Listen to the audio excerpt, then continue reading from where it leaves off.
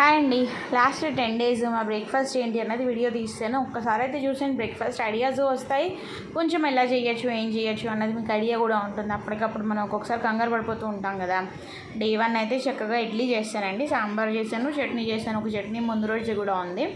సరే బాడవకుండా ఉంటే తినొచ్చు కదా, అందుకని అది కూడా తినేసాము. అన్నట్టు మీకు కూడా ఇడ్లీ ఇష్టం అనుకోండి. నాకైతే వీడియోకి ఒక లైక్ ఇచ్చేసి ఛానల్ సబ్స్క్రైబ్ చేసేసుకోండి.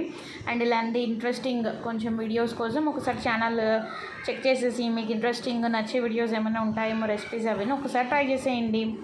ఇంకా నెక్స్ట్ వచ్చేసి చపాతీ అండ్ పికిల్ తోటి పొట్లకాయ పెరుగు పచ్చడి ఉందండి ముందు రోజుది.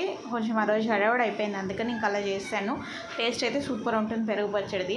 రెసిపీ కావాలంటే ఛానల్లో పెట్టేస్తాను. నెక్స్ట్ డే అయితే దొండకాయ ఫ్రై ఉండిపోయింది, అది దాంతో దోశ చేసి చట్నీ చేసుకుని తినేసాము. నెక్స్ట్ డే వచ్చేసి చపాతీ, మళ్ళీ రైతా అండ్ ఆలు మిక్స్ వెజ్ కర్రీ తోటి ఇంకా చక్కగా ఆనియన్ కానీ, కీరా కానీ, క్యారెట్ కానీ సలాడ్లో పెట్టుకుని తింటే సూపర్ టేస్టీగా ఉంటుంది. ఇంకా సరే చపాతీయో ఇడ్లీలో ఎన్ని రోజులని తింటాను చెప్పండి. అందుకని ఓ రోజు సరదాగా వెరైటీగా గారెలు కూడా వేస్తాను విత్ సాంబార్. మా పాప ఈ మధ్య సాంబార్ తినడం స్టార్ట్ చేసింది, అంటే టేస్ట్ చూడడం. సో అందుకని అకేషనల్గా సాంబార్ కూడా చేస్తున్నాను. అసలే నాకు వండడం అంటే చాలా ఇష్టం. నెక్స్ట్ డే వచ్చేసి దోశ బ్యాటర్ ఉంటే చక్కగా టమాటో పెరుగు పచ్చడి చేసేసి ఆలూ కర్రీ కూడా చేసేసి, దోశల్లోకి ఆలూ కర్రీ చేసేది చాలా రేర్.